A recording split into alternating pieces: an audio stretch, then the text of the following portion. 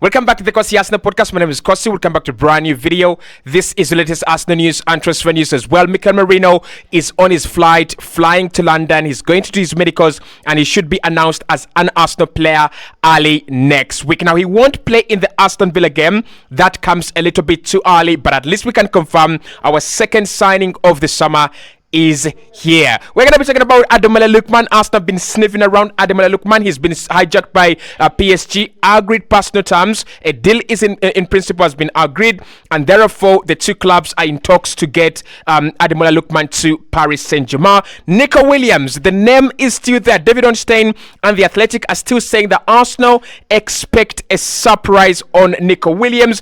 They are still very, very sure they can get him, and of course Charles West has been speaking about it as well, and he says this is very similar to the Thomas Partey situation. It's a release clause that Arsenal can go and pay in one installment, and then we have the player. The problem is the wages here. Arsenal have to pay him about 200 plus a week. Wages, that could be the problem. But could it happen? We are going to be talking about that. And Eddie Nketiah and Ramsdale as well are progressing towards the exit of Arsenal Football Club. Hit the like button, subscribe to the channel as well. Hope you are all doing well. Let's start off with that big story. Of course, Mikel Merino is flying to London as per Fabrizio Romano.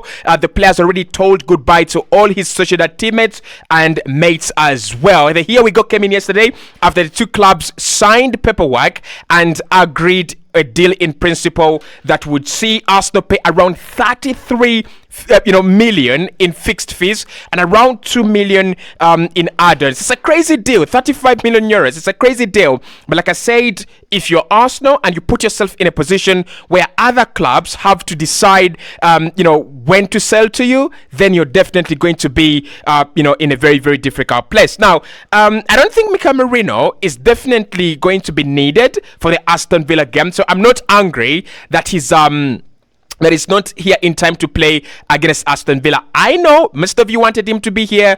I mean, there is a chance that Arsenal could unveil him against Aston Villa. That could be a very, very good, gesture. But unveiling a player away from home, that wouldn't really make sense. That usually doesn't happen.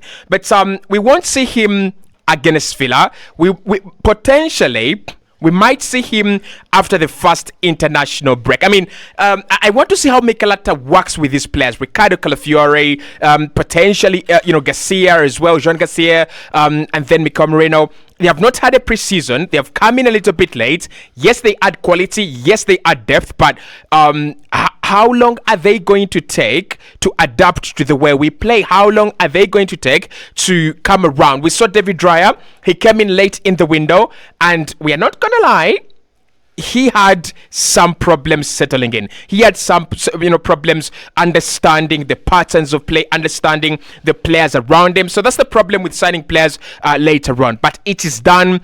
It is dusted. If the price is not right, it doesn't really matter. Now he's signing a 4-year deal plus 1 year, an option of 1 year, and that option is in the hands of Arsenal Football Club. So if he does well until it's 2024, so until 2028, then Arsenal can extend his contract until 2029. That is an option that has been included in the contract. Now, personally, I think Edu and Mikel deserve credit, like 5% credit, because they've got the deal done.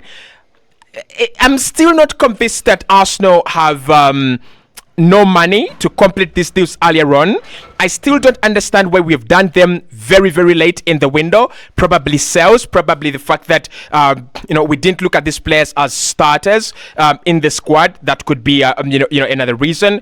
But whichever way you look at it, Mikel Merino is a good signing. He's got that ability to replace Declan Rice. He's got the ability to play as the anchor, kind of Sergio Busquets. Obviously, he doesn't have that Sergio Busquets aura on the ball and off the ball, but he's one of the players that was winning more duels than any other player in La Liga. I don't know whether that statement makes sense. I'll say it again.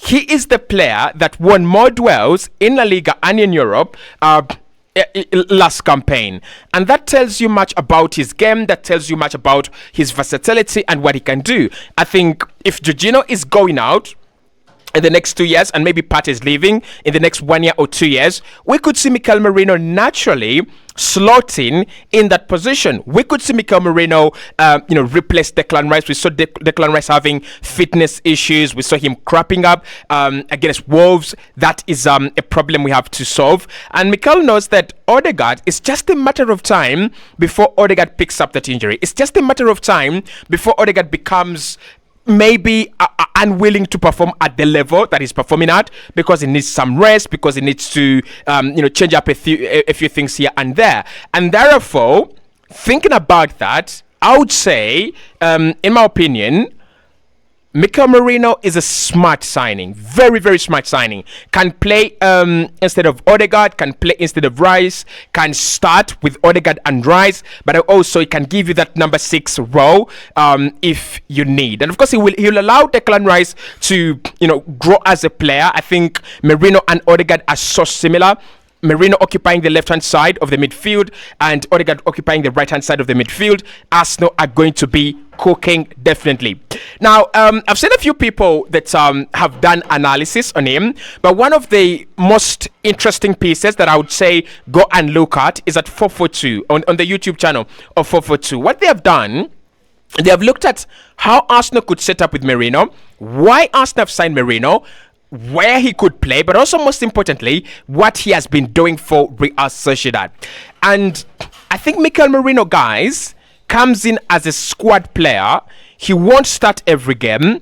He won't be, I think, a new Martin Odegaard or a new Declan Rice, but we might be looking at the new Ricardo Calafiori in midfield. So you look at Ricardo Calafiori and you get the feeling that Timber is ahead of Calafiori at left back, and so is Alexander Zinchenko. So probably Ricardo Calafiori has come in as cover at left back and also cover at left centre back, and that makes a lot of sense because Kivio, Tomiyasu cannot be trusted. Tomiyasu cannot be trusted in terms of fitness and availability, and Kivio cannot be trusted in terms of quality. So the manager has gone, why don't I bring in one guy that I can trust his availability, I can also trust his quality on and off the ball as well. So I think that's what Mikel Merino brings. He comes in directly to replace Emil Smith Rowe. What did Emil Smith Rowe give to our squad? Depth, quality, and a player you can rely on if it was not for the injury. So Mikel Merino arrives at Arsenal today. When he touches in London, I'll be live. I'll let you know, of course. But all you have to know about him is that he is an Aston player, and the unveiling could take place early next week.